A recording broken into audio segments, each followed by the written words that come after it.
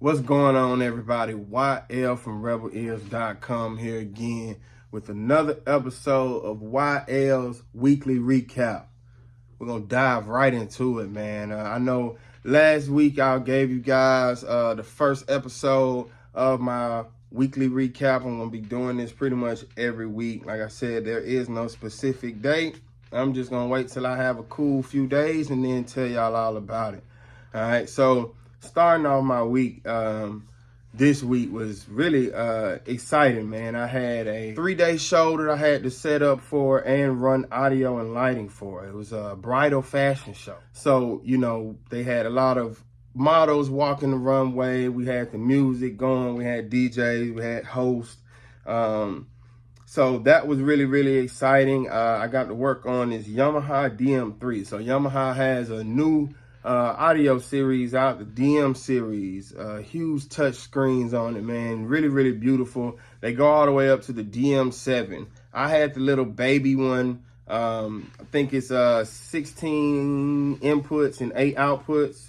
I think 2 different matrices on it.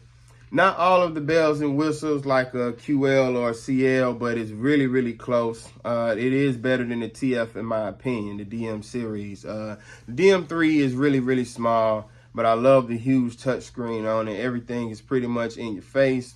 Of course, I had to connect through network, so I ran my Dante cable, my network cable, to my Rio or my stage box. So we ran all of the inputs and the outputs through that, just that one Ethernet cable or Ethercon. I had a Nexo rig, so I had 1 amp rack. I had 4 PS15 Nexo speakers. So these speakers need an amp rack to be powered, right? So, but the cable we use is called NL4. So NL4 passes signal and power from the amp rack. So what happens is I take my XLR from the amp rack and from my output channels and I go right into my Rio or my stage box with XLR. But to get to the speaker, all I need is NL4, 1 cable. So I really, really love working with Nexo speakers because you really cut down on cable management running 1 cable instead of 2. Usually a lot of times you got to run power to speakers and XLR. When you're using NL4 or NL8 for your speakers, usually, of course, you got to have an amp rack to power that, but it does pass power and signal, so it cuts down on your cable management. The same thing with that Ethernet cable. When we're running Dante, we're running all of our inputs and outputs through that 1 Ethernet cable. We're no longer running 36 channel snakes and craziness like that. We'll run a 300-foot snake is only 1 cable versus a 300-foot, analog snake, right? So we call it a digital snake or Ethercon, anything like that. And we use it to go into our Dante ports, and we connect from the console to the stage box. So they talk to each other. You got to sync them up. So I had to do that. It was wonderful, of course. It was easy. This is what I do. One thing that I do want to touch on is I actually had to run lighting for this show, which is something that I usually don't do for my corporate shows. I'm usually just doing audio for the most part. But we did have a lighting engineer and a lighting tech set up the whole entire show. They programmed the board for me. I just had a couple faders bringing up stage watch and some uplights. So it was really easy. It was simple. As some of you know, I do live lighting as well. So it was very easy. It was very simple, but it was an event that I really enjoyed. Outside of that, I actually had a really, really dope studio session. So I got a contact from, in the midst of me doing this show, this fashion show, I got a call, which I couldn't take. So I had to, text.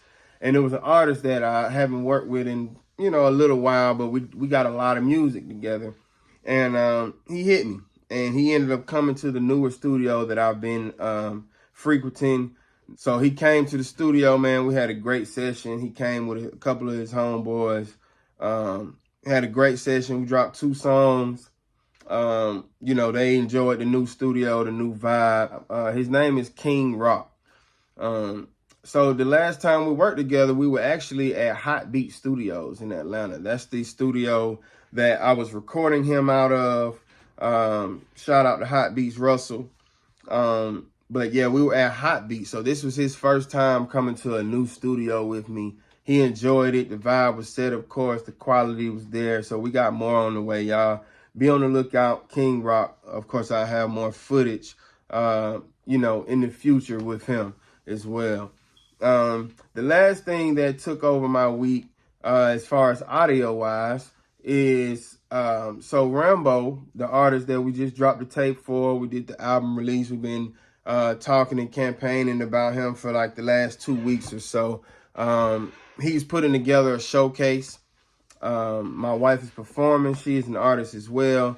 So it's going to be really dope to see him get out there and perform the tape and just see the crowd really gravitate towards his new music, man. He's been getting some good feedback on the tape, some good streams, some good downloads. Preacher's Baby by Ramboheem. If you guys have not gone and checked it out, make sure y'all go check it out. We got a showcase coming August 24th. If you are in the Atlanta area, I will post a flyer for you in this video. If you want to text that number and RSVP, man, come out. It's going to be really, really dope. Of course, live sound by yours truly. It would only be right? So I'll be there doing live sound for the whole night. We got about 4 or 5 artists going up along with Rambo, and it's just going to be a dope experience. I've already been to the venue. The venue is very personal and intimate, man. It's going to be a dope vibe, open bar. Y'all come and kick it. I think tickets are only $10.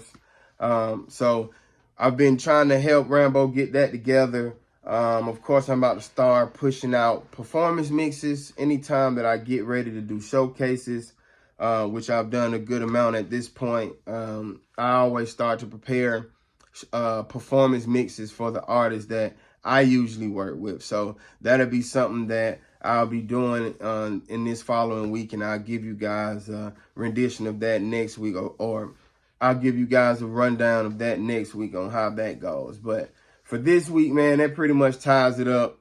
Super cool fashion show. We had a comeback session, man, from an artist that I haven't seen in a while. So it was really dope and fun to get back in there with bruh, and he locked in and he's satisfied with what's going on in the new space. So we can only be happy about that. And then we got this showcase coming August 24th. We've been trying to prep. When it's seen the venue, the venue's dope. It's going to be a really good time, man. So shout out to Rambo. Shout out to y'all. And until next time, refuse to sound ordinary.